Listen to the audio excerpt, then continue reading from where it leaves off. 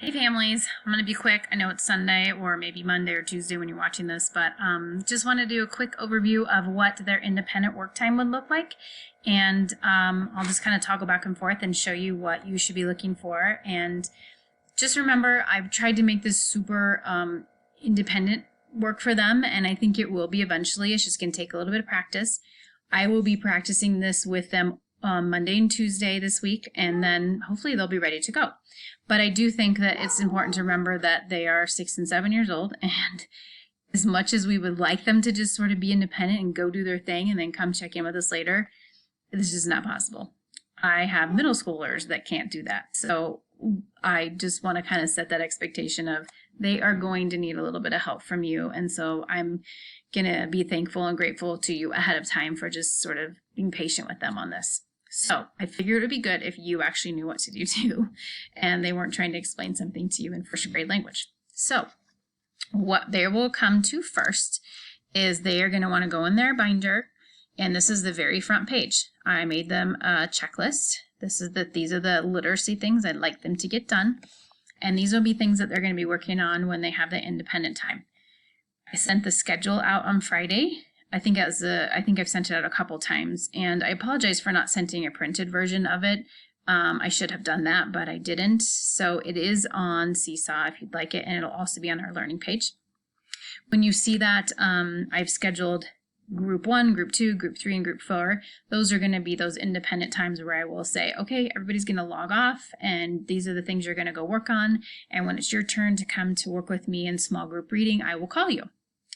I also sent out on Friday what color reading group your kiddo was, and that also corresponded with the time I would be calling them.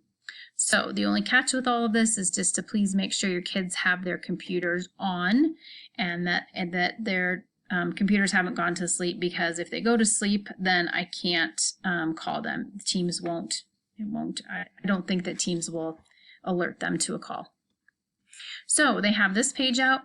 I will tell them you need to complete 2 or 3 of these things today while you're gone, and you're going to use your Seesaw board to do so. Excuse me. So that would mean they're going to go to Seesaw, and their board will look like this when they click on it. Let me just go to Seesaw so you can see it from the very beginning here. Activities is what you click on. You'll see a board that comes up that says Monday, Tuesday Literacy. Click on the link. Click on it again to make it big. And then all of these in here, there's a ton of things in here that are live links, okay, that will tell them exactly what to do. For example, one of the first things on their list is word work. So if they would like to do word work that day, they're going to click on the pencil jar. It will take them to a word work room. And on the room, if they click on the shelf, there's a bunch of different word work activities. Some of them are paper activities that will be in their binder. You'll find it in their purple section. Some of them, like Play-Doh, are not paper pencil activities, but if they click on this, excuse me, it will be me telling them how to do your spelling words in Play-Doh. You might be asking what spelling words they're going to be using.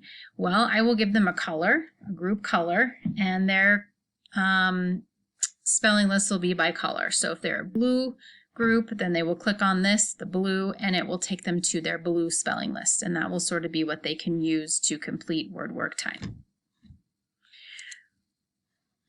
The books are linked to a live reading room, so all of these links are also live. So if they want to go do Epic, they can click on this. It will take them to Epic Books. This will take them to Raz Kids. This one here will take them to Unite for Literacy. I think I have the window linked to just some soft, quiet music if they'd like to play that while they're reading. And I think that's it. So this just gives them an opportunity to pick a couple different ways to do that read to self time.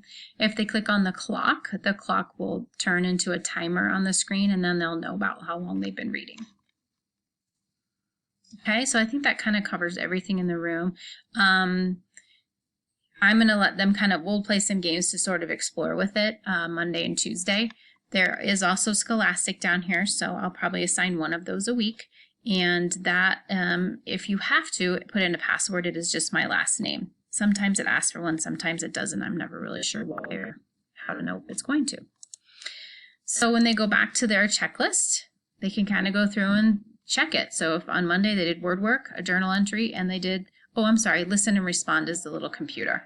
That's what they've been working on forever. So they know how to do that. It's basically a Storyline Online, and then listen and respond sheet is in the green section of their binder. So once they've done a few things, they're going to check it on their list, and then they'll know, okay, tomorrow I need to do the rest of it. I will say I want them to do read to self every day. So one of their 15-minute rotations, one of those 15-minute times, they need to be doing read to self. That way they can kind of keep up their reading skills and be practicing reading that is at their level. Okay. Same thing on Wednesday, Thursday. That board looks very similar. I've just changed out some of the links to match these. There's a writing practice one that is a little more, they're in the green section of the binder. There's one that's like, tell me a silly story kind of thing. And again, I will prompt them on all of that. I'll give them really good directions in a video format so they can pause it if they want to. They could copy, the sentence starter from there if they'd like. So I'll try to make it really easy, really user-friendly for them, and just almost like I'm sitting next to them telling them what to do. Okay? Again, they do need to do read to self each day. And then the afternoons look a little different than they did last time. I would like them to finish up any of that literacy activities that they didn't get done in the morning. If there was like a word work they didn't finish up, or they have a writing task they didn't finish, they could do that.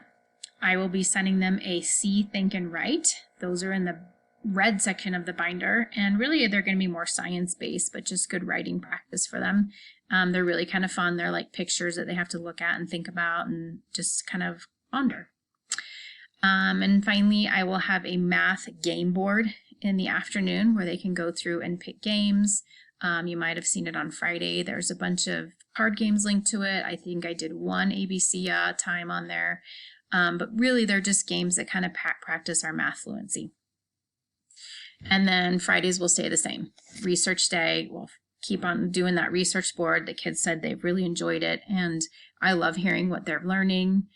They do need to do that Show Mrs. Z your discovery page, and that's in the red section of the binder. And that just kind of tells me what they're doing. I like to know that they didn't just sit around on Friday and watch cartoons, which I know doesn't normally happen, but it helps me know what they did. I will be on Teams after 1 o'clock if you need help. I will be doing small groups, but if something's essential that you find it out, feel free to call me on Teams. Otherwise, I'll kind of have those, my office hours are going to be set up to just do kind of light testing with kids and things like that, but those will be set up to come into play at, I think it's at right at 2 o'clock. So definitely by 2 o'clock, if you need me, you can always call me on Teams and I can help from there. I think that's it. The last thing I just want to make sure is if you would just please read over the expectations that I have for remote learning. I just think it's really important to have the kids up, dressed, and I know that's I know it's hard to kind of get in that frame of mind when you're not actually going to school, but I would love to see them, sitting at the table or wherever their learning session is happening. I'm asking that kids not be laying in bed or laying on a couch somewhere. There's just not learning that happens there, and it makes it hard for them to pay attention to me, and it's just very distracting. And I'm asking that kids have cameras on. That's just sort of my new expectation. It's really hard to teach to bubbles that light up on the screen, and to not know if they're listening and to not know what they're getting is just hard. And just out of respect for me and just this whole process, I just ask that they have their cameras on, and if there's something going on that prohibits that, just let me know, and of course we can talk about that, of course. And the last thing would be just to remember that those microphones, as soon as they come on, they're recording anything that happens in your home. So whatever conversations are happening or whatever is going on in your house, the kids are picking up on that, and it's broadcasted to everybody. And I have to remind my own children at our house that, because, like at my house, I have 3 kids.